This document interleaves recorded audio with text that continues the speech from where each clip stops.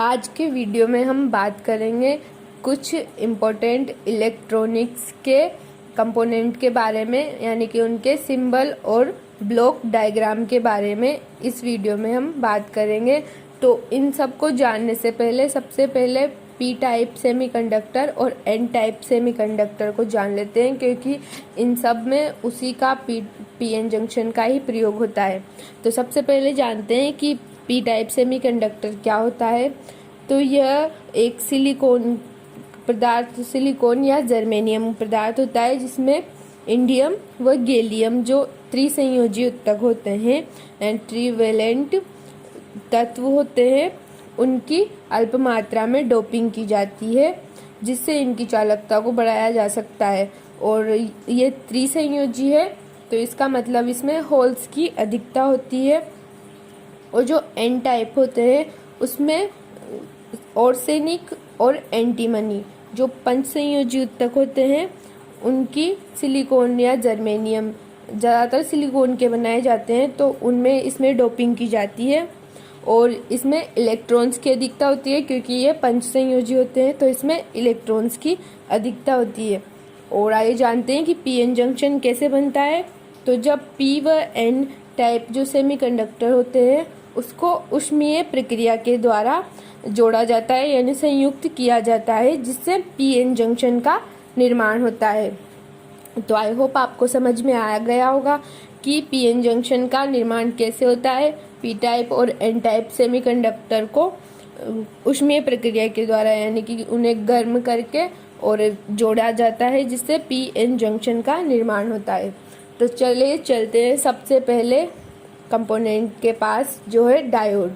Diode क्या होता है? यह धारा को एक दिशा में प्रवाहित करने में मदद करता है। तो इसका जो ये सिंबल है उसमें एक तरफ होता है एनोड और एक तरफ होता है कैथोड, और बीच में जो एनोड जो धारा होती है वो एनोड से कैथोड की तरफ प्रवाहित होती है, यानी कि यह एक ही दिशा में धारा को प्रवाहित होने देता है, इसमें दूसरी दिशा में धारा प्रवाहित नहीं होने देता है। और ये पी एन जंक्शन से, यानी कि सिंगल पी एन जंक्शन से बना होता है। ये इसका प्रतीक है और ये इसका ब्लॉक डायग्राम है। आइए चलते हैं दूसरे कंपोनेंट के पास, जो है ट्रांजिस्टर। यह भी एक सिलिकॉन या जर्मेनियम से निर्मित होता है, और इसमें दो पी प्रकार के सेमीकंडक्टर के बीच में एक एन प्रकार के सेमीकंडक्टर को रखकर बनाया जाता है, जिसे पीएनपी ट्रांजिस्टर कहते हैं। और इसी प्रकार अगर दो एन प्रकार के सेमीकंडक्टर हो और एक पी प्रकार के सेमीकंडक्टर को उसके बीच में रखा जाए तो इसे एनपीएन ट्रांजिस्टर कहेंगे, यानी कि ये दो प्रकार के होते हैं। जो एनपीएन ट्रांजिस्टर है उसका ये प्रतीक है। इसमें 3 टर्मिनल निकाले जाते हैं। इसमें फर्स्ट में होता है एमिटर, और सेकंड होता है बेस, और थर्ड होता है कलेक्टर। जो एमिटर होता है उसमें डोपिंग की मात्रा कम होती है, और जो कलेक्टर होता है उसमें सर्वाधिक डोपिंग की जाती है। और जो बेस होता है उसमें मध्यम डोपिंग का लेवल मध्यम रहता है। और जो इसमें देखा जाए तो आपको दिख रहा होगा कि जो कलेक्टर है उसका जो क्षेत्रफल है वो सबसे ज़्यादा होता है, और एमिटर का उससे कम, और बेस का सबसे कम क्षेत्रफल होता है। और ये इसका प्रतीक है, जिसमें अगर ये जो तीर का निशान है अगर ये बाहर की तरफ है तो ये एनपीएन ट्रांजिस्टर कहलाएगा, और अगर ये तीर का निशान अंदर की तरफ है तो ये पीएनपी ट्रांजिस्टर कहलाएगा। यानी कि पी अंदर की तरफ, पी ना तो अंदर की तरफ होगा तो इसे पीएनपी कहेंगे, और बाहर यानी कि एनओ तो ये एनपीएन कहलाएगा। तो ठीक है, नेक्स्ट चलते हैं एफईटी। एफईटी क्या है? इसमें जो धारा का प्रवाह होता है ये है, इसकी फुल फॉर्म है फील्ड इफेक्ट ट्रांजिस्टर। इसमें जो धारा का प्रवाह होता है वो एक प्रकार के आवेशवाहकों से होता है, यानी कि या तो होल्स से होगा या फिर इलेक्ट्रॉन से होगा, दोनों से नहीं होता है। इसे एक ही प्रकार के आवेशवाहकों से इसका प्रवाह होता है। और ये है इसमें भी वही सेम 3 टर्मिनल होते हैं, बस इसके नाम अलग होते हैं। इसमें होता है गेट, सोर्स और ड्रेन।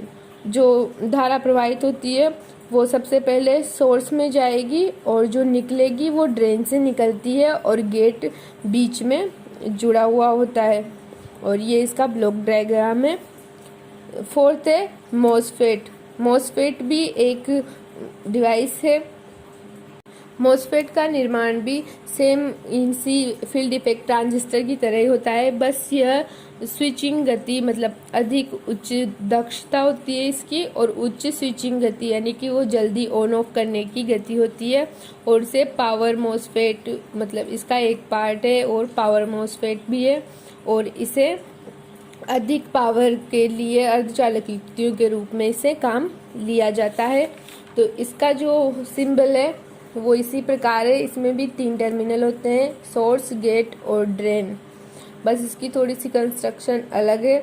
उसी प्रकार है SCR। SCR के बारे में बताती हूँ मैं थोड़ा सा, सॉरी उसके पहले मॉसफेट की फुल फॉर्म देख लेते हैं। मॉसफेट की फुल फॉर्म क्या है, तो metal oxide semi silicon field effect transistor. क्या है इसकी full form, metal oxide semiconductor field effect transistor, यह है इसकी मॉसफेट की फुल फॉर्म। और इसमें 3 टर्मिनल होते हैं, मैंने बता दिया है आपको। तो जो SCR है उसके बारे में हम बात करते हैं। यह भी डायोड की भांति एक दिशीय युक्ति होती है और वो इसकी फुल फॉर्म है सिलिकॉन कंट्रोल्ड रेक्टिफायर। जो SCR है वो डायोड की भांति होता है, बस इसमें एक है कि इसमें एक टर्मिनल और होता है गेट, जिससे मतलब कि वो धारा को नियंत्रित कर सकता है और डायोड में नहीं होता है। तो SCR का जो सिंबल है वो ये है। इसमें तीन टर्मिनल होते हैं, एनोड, कैथोड और गेट। ये इसका संरचना यानी कि ब्लॉक डायग्राम है और ये इसका प्रतीक है। फोर्थ है सिक्स है वो है डायक। डायक भी एक इसी प्रकार की युक्ति है, बस इसमें 2 टर्मिनल होते हैं, MT1 यानी मेन टर्मिनल 1 और मेन टर्मिनल 2। यह 2 डायोड को जोड़कर बनाई जाती है और डायक की फुल फॉर्म है डायोड फॉर अल्टरनेटिंग करंट, यानी कि यह AC पर कार्य करती है, यह DC पे कार्य नहीं करती है, यह सिर्फ AC पे ही कार्य करती है, इसलिए इसका यूज़ ज़्यादा किया जाता है, मतलब AC के लिए इसी का यूज़ किया जाता है। और सेवंथ है ट्रायक। ट्रायक एक 3 टर्मिनल वाली द्विदिशात्मक अर्धचालक युक्ति होती है और इसकी फुल फॉर्म है AC triode for alternating current, यानी कि ये भी डायक और ट्रायक ये दोनों AC पर कार्य करती है और ये थायरिस्टर का ही एक पार्ट होती है। जो SCR है उसे ही थायरिस्टर कहते हैं। तो SCR को चलाने के लिए ट्रायक का यूज़ किया जाता है और ट्रायक को चलाने के लिए डायक का यूज़ किया जाता है। ये तीनों कॉमन है, मतलब एक दूसरे के साथ यूज़ की जाती है, SCR, ट्रायक और डायक। आई होप आपको ये समझ में आ गया होगा और ये इनके सिंबल है और प्रतीक जो मैंने बताया है वो आपको समझ में आया होगा। अगर कुछ परेशानी हो तो कमेंट करके बताएं और नेक्स्ट वीडियो में मिलते हैं कुछ दूसरे टॉपिक के साथ। तब तक के लिए